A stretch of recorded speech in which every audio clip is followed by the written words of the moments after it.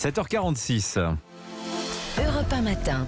Le livre du jour choisi soigneusement par Nicolas Caro. Ce matin, vous nous parlez du nouveau roman de Bruno Gibert. Aux éditions de l'Olivier, il s'appelle Au voleur, au pluriel, l'histoire de Paul. Il habite Paris et il fait du vélo. Il adore ça. Mais faut être un peu joueur, c'est vrai, pour posséder un joli vélo dans une grande ville. 400 000 vélos sont volés chaque année. Alors Paul, comme beaucoup, roule sur un vieux biclou acheté sur le Bon Coin. Un jour, il en a marre. Il décide d'en acheter un beau à neuf. Direction le grand magasin bleu et blanc, vous savez. Il prend le modèle Triban 500, cadran d'aluminium garanti à vie, fourche en carbone, pédalier de conception japonaise. Il y va à fond, il se fait plaisir.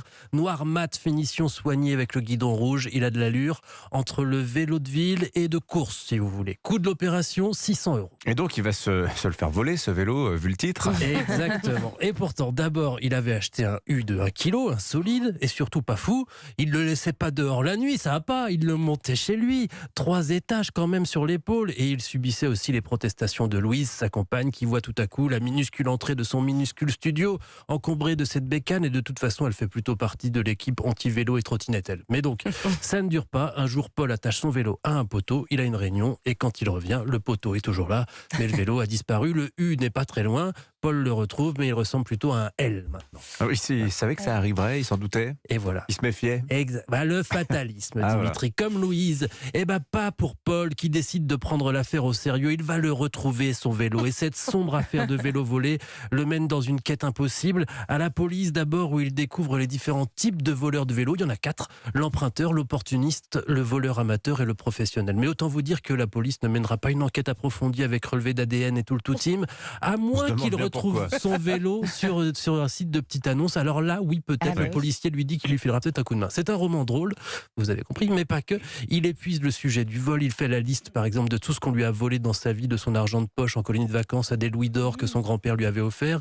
Il explore notre rapport à la propriété, mais surtout, c'est le plus important quand même, il nous raconte une histoire avec style et avec drôlerie. Vous avez dit, il explore notre rapport à la propriété. Oui, ça fait un peu essai Elle est pas mal, philosophique, économique. Ouais. Vous savez, à Toulouse, moi, j'avais un voisin, il avait un vélo, il se le faisait voler, il allait au marché, il le rachetait. C'était toujours le même repas.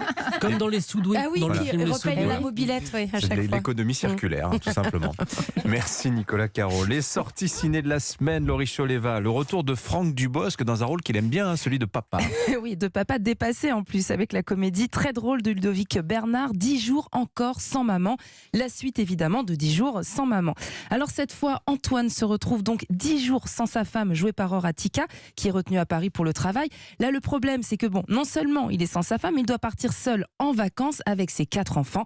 Et cerise sur le gâteau, au ski, autant vous dire que ça ne va pas être de tout repos. On va passer 10 jours encore sans maman. Ah non. Ah, y a pas intérêt. Elle va pas nous faire le coup 2 fois. Allô? Ah bah alors. Je suis désolé chérie, mais j'ai pas une minute à moi là. Papa, je glisse là. J'ai envie d'aller aux toilettes. Ah non. Papa, Archie me traite de bébé. Papa, toujours pas. Attends. Bon, C'est partout pareil, c'est ça qui est rassurant. Voilà, c'est ça. Bien. On peut vraiment s'identifier, c'est le film parfait pour les vacances de Pâques, familial, potage, gaguesque, des chutes de ski, des glissades, des roulades, des caprices, des engueulades, des envies de pipi une fois la combinaison et les chaussures de ski enfilées, mais surtout beaucoup d'amour. Ce duo, Franck Dubosc, Horatica, qu'on aime beaucoup. Et puis on retrouve les mêmes 4 comédiens qui étaient dans le premier, qui ont bien grandi. Alors, si vous n'avez pas forcément envie de voir un film où il se passe exactement la même chose que dans votre vie personnelle, il y a aussi Donjons et Dragons. Oui, alors là, c'est sûr qu'il ne se passe pas la même chose. Donjons et Dragons, l'honneur des voleurs, c'est l'adaptation du célèbre jeu de rôle du même nom avec Chris Pine, Michelle Rodriguez ou encore Hugh Grant. Tiens, ça fait longtemps, Hugh Grant. Ça fait longtemps. Hein. Il joue quoi? Et il joue un méchant. Ah bah oui, un magicien, un mage noir, un truc comme ça. Non, quelqu'un de fourbe. D'ailleurs, il a dit dans une interview que c'était pas très difficile pour lui parce que c'était pas éloigné de ce qu'il est dans la vie. Avec beaucoup d'humour. Ça va. Le film, donc on découvre Kate Guin, le barde, joué par Chris Pine, et son amie Olga la barbare, incarnée par Michelle Rodriguez, sont enfermés dans une prison lugubre après avoir été trahis par ce fameux personnage, Forge Fletcher. On est des voleurs, mais on a aidé qui il ne fallait pas à voler ceux qu'il ne fallait pas et libérer la plus grande force maléfique que le monde ait connue. Ça a l'air sympa. Bien au contraire. Bah oui, je sais, je faisais de l'ironie. Je vois l'ironie comme une lame destinée à couper le bras qui la tient. Toi, tu dois pas rigoler souvent. Maintenant, comment on fait? On doit réunir une équipe.